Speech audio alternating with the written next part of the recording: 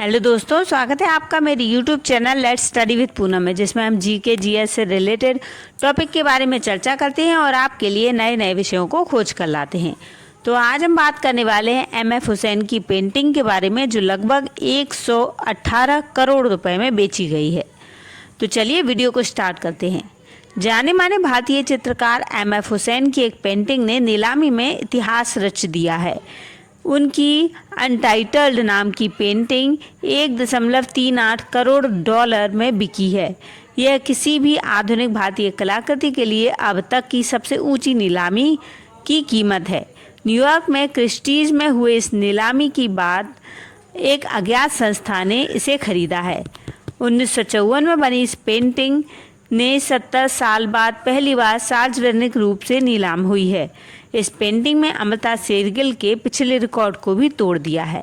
MF Hussain की एक painting ने नीलामी में एक नया रिकॉर्ड बनाया। उनकी पेंटिंग अनटाइटल्ड 118 करोड़ रुपए में बिकी है।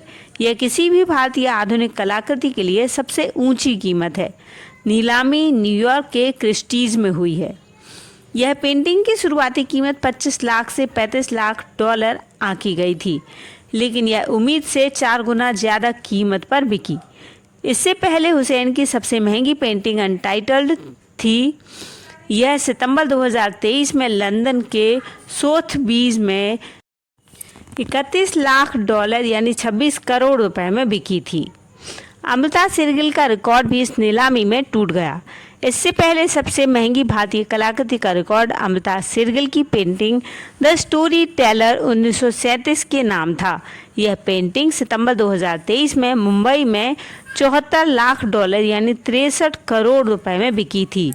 एस.एच. राजा की 1969 की पेंटिंग कलिस्ते भी मार्च 2023 में सोथबीज में 56 लाख डॉलर में बिकी थी। हुसैन की यह पेंटिंग 1954 में बनी थी। यह लगभग 14 फीट लंबी है। इसमें भारतीय गांवों के 13 अलग अलग दृश्य दिखाए गए हैं।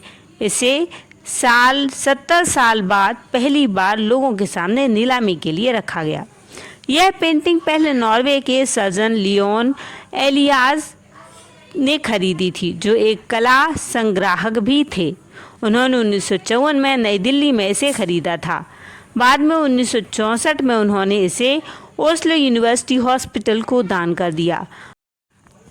वहाँ एक निजी न्यूरोसाइंस कॉरिडोर में रखी गई, इसलिए यह आम लोगों के लिए उपलब्ध नहीं थी। क्रिस्टीज की दक्षिण एशियाई भारतीय समकालीन कला विभाग की प्रमुख निषाद अवारी ने इस पेंटिंग को अपने करियर की सबसे महत्वपूर्ण कृतियों में से एक करार दिया।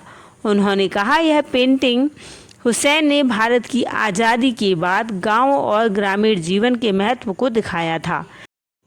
यह भारतीय आधुनिक कला की पहचान खोजने का प्रतीक है।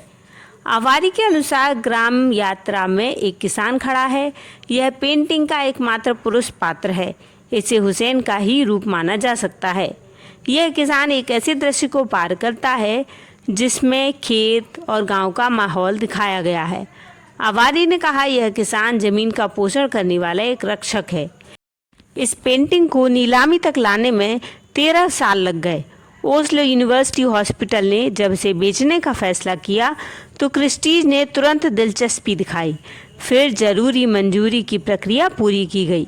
अवारी ने बताया कि इस नीलामी से मिलने वाले पैसे से डॉक्टर वोलोडास्की के नाम पर डॉक्टरों के लिए एक ट्रेनिंग सेंटर बनाया जाएगा। इस नीलामी से पता चलता है कि आधुनिक भारतीय कला को दुनिया भर में पसंद किया जा रहा है। एमएफ हुसैन की कला आज भी लोगों के दिलों में बसी हुई है। तो दोस्तों, विश्वविख्यात पेंटर एमएफ हुसैन के बारे में यह अपडेट के बारे में जानकर आपको कैसा लगा, कमेंट करके ज़रूर बताएं। और यदि हमारे वीडियो पर नए हैं, चैनल पर नए हैं, तो चैनल को लाइक शेयर सब्सक्राइब ज़रूर करें। धन्यवाद दोस्तों।